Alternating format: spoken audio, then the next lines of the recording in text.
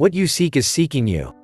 If I told you that you could create the exact type of circumstances you want, would you call me crazy? What if your very thoughts could create ripples of change that not only impact your life, but those around you as well?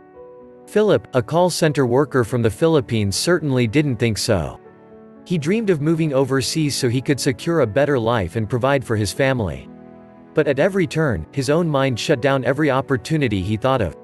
For instance, Philip considered seeing an immigration consultant, but he either didn't have the time or couldn't afford it. So, he resented his situation and cursed himself and the world for his bad luck.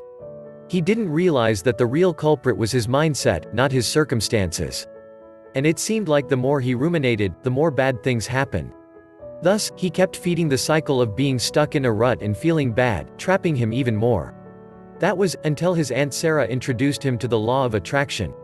Turning the tide. Before she moved to California, Sarah had been close with Philip and treated him like a son.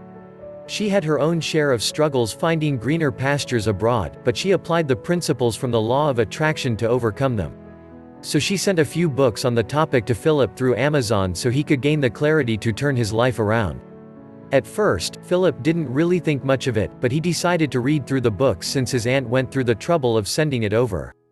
After he started applying the lessons he learned from the material, things started to change for him. It came as a complete shock to Philip. He never thought in a million years that making a simple shift in his thinking could have such a direct and powerful impact in his life. And soon enough, the fog of negativity and despair around Philip lifted and he found a way to make his dreams happen. Through his persistence, he was eventually able to borrow the money he needed for the consultation fees, and learned the step-by-step process to get work overseas. Philip was finally able to find a fulfilling and rewarding career in Australia. Not only does he get to support his family back home, he also made friends and enjoys his new life abroad. Just a few months ago, Philip's parents started their own business, thanks to his help. At the rate they're going, his family could save enough so they can pass on their business to another relative and follow Philip to Australia. Wait for Philip to take the offer so they can move there instead. Whatever option Philip chooses, the possibilities for him are almost limitless. But he's just one of thousands who made the law of attraction to work for him. Like Philip, a lot of people are initially discouraged to try because they think it takes a lot of work. But the reality is that it's surprisingly easy to get started. You just need to follow these 10 super simple steps to attract everything you've ever wanted. Step number 1, a little gratitude goes a long way. The first thing you should learn about the law of attraction is that it operates on energy. Your energy, to be exact. Everyone has a different kind of energy they bring into the world, and it affects them in ways they often don't see or appreciate. The secret lies in the frequency of a person's energy, and you need to raise yours in order to change your life. Think of your unique energy as a sort of gas that fills the space of your reality. Whatever gas or energy you pump out into your immediate space will define your existence. Viktor Frankl, a psychiatrist and Holocaust survivor, said this in his book, Man's Search for Meaning. To draw an analogy, a man's suffering is similar to the behavior of a gas. If a certain quantity of gas is pumped into an empty chamber, it will fill the chamber completely and evenly, no matter how big the chamber. Thus, suffering completely fills the human soul and conscious mind, no matter whether the suffering is great or little. Therefore, the size of human suffering is absolutely relative. So if you want to invite great things into your life, you need to set the stage first. And you can do that by leading with the right energy. That's why being grateful and appreciating what you have is a powerful way to recalibrate your frequency. Most folks hold off on feeling this way for after they get what they want. But that's putting the cart before the horse, as the saying goes. When you lead with gratitude, it will act as the precedent for everything good that follows. What I like to do is start of my day by making a list of things that I'm grateful for. If I miss anything, I save it for later and update my list at the end of my day. And when I go over my list during the weekend, I'll see exactly how much good stuff I've accumulated. This creates a kind of snowball effect and helps me attract even more good stuff down the road. Step number 2, be generous. This can be a challenge for some people if they feel like there isn't enough to go around. But if you take the initiative to share whatever you can without asking anything in return, you'll generate the kind of energy that attracts prosperity for everyone, including you. Again, this is the law of attraction at work. Try offering your time, talents and material wealth to those who need it. You'll soon invite blessings without even trying. Step number 3, visualize your future. What I find amazing about kids is how powerful their imaginations are. When they role play with other children, you can see in their eyes how real their games are to them. This is something that's lost on grown-ups, and it's important to recapture that ability to envision the kind of reality you want. The universe likes to play games with us. The better you are at visualizing, the more you'll be rewarded. Like I said, a certain type of energy attracts a certain kind of reality. So if you focus your energy and thoughts on that dream job you want or the car you've always wanted to drive, you'll raise your frequency to attract those exact things. Step number 4, let the negativity pass. When the bad times roll in and you feel like dirt, sometimes it's better to step aside and let it run its course. Having negative thoughts and emotions are totally normal, but you don't always have to wrestle with them. You can simply acknowledge what's going on in your inner world, then choose to keep moving forward anyway. Let this negative energy pass through your system like bad case of gas. The sooner you let it do its thing, the quicker you can get back to what you were doing. Sorry for the fart analogy, but it gets the point across, doesn't it? Step number 5, never stop growing. It's good to have a daily routine in your life, but not at the expense of your personal development. Most people are so set in their ways that they're afraid of the thought of doing something new. Then they complain about their humdrum lives, or that some folks have all the luck. Breaking out of your comfort zone is never an easy thing, but it's a step worth taking.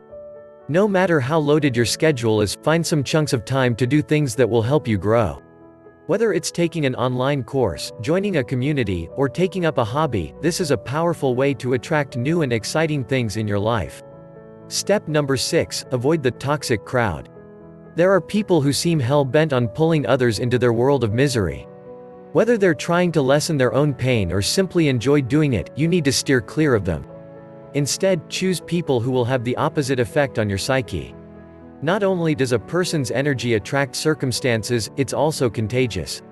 So make sure you hang out with the people who'll inspire you to achieve greater things, and not bring you down with apathy or inaction. Step number 7, give yourself permission to succeed. Most of the world's most brilliant people were put down in some way. Somewhere along the way, someone told them they'd never make it, or were destined to fail. In your own life, certain people have tried to discourage you in some way. They might have tried putting you down when you were growing up, or it could have been last week. It doesn't matter. What's important is that you understand that no one can put labels on you. And more importantly, they can never give you permission to achieve what you want in life. You need to do that for yourself. Don't let their words define your story. You don't have to fit whatever petty narrative they're trying to force on you. Step number 8, affirm who you are. Instead of feeding into the lies that people tell you, let this be the day to start living your truth. Create statements that embody the truth you choose to be, and to live in. People do this all the time. When Elon Musk tried to launch the world's first privately owned rocket and failed, he told himself, "I'm going to try again, and I will get that thing into orbit." Well, maybe not exactly like that, but you get the point. And so his company SpaceX went back to the drawing board and got it right after the third attempt. Elon affirmed his truth and it manifested into reality. In the same way, you can choose to affirm whatever truth applies to you. Be honest with yourself and acknowledge the things that truly matter to you. You know it, and the universe knows it. The key is to repeat it yourself every day. For example, if you know deep in your heart that you want to make a better life for yourself, you can say something like this. I may be struggling right now, but I know deep inside that I have what it takes to improve my life. I see myself transforming into a happier, wealthier person who makes other people's lives brighter. When you operate from even the tiniest shred of truth, you can grow that into a powerful force over time. Step number 9, fail spectacularly. Here's something most people don't know about the law of attraction. Before you can enjoy success and find true happiness, you need to crash and burn. It's better to go after what you want and risking failure rather than playing it safe and not trying at all. To create order in your life, you'll have to embrace the chaos that comes before it. This is where you'll find the real lessons, even if they hurt a little. Or in some cases, a lot. Think of yourself as the beautiful phoenix, like in the legends. Imagine burning off bits and pieces of yourself that you don't need. As you rise from the ashes, you're reborn into a new you. That's evolution. It may be an imperfect and unpleasant process, but the results are worth it. Step number 10, remove your biggest barrier to success. People don't realize that their greatest roadblock is none other than their own mindset. They may say they want something to happen, but don't really mean it. For instance, someone might want to lose weight, but they don't want it bad enough. Worse, they might not actually believe they can shed those pounds. A part of them refuses to acknowledge the faintest possibility of it happening.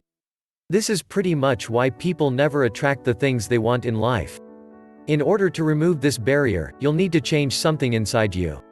You need to dig deep and understand why you don't want it as much as you say you do. Are you scared of suffering through the process of getting what you want?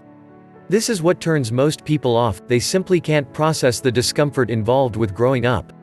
At the same time, you need to deal with the reasons why you think that your desired reality is impossible.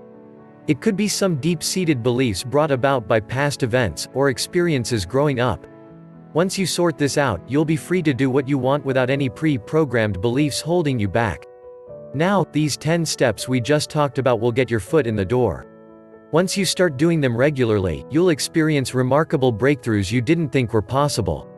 But if you want to witness even more changes on a massive or even cosmic scale, you need to check out my full course called Manifestation Miracle. Like the name suggests, I enjoyed nothing short of a life-changing revolution not too long ago. In a lot of ways, my situation was the same as Philip's. I worked myself to the bone and felt unfulfilled.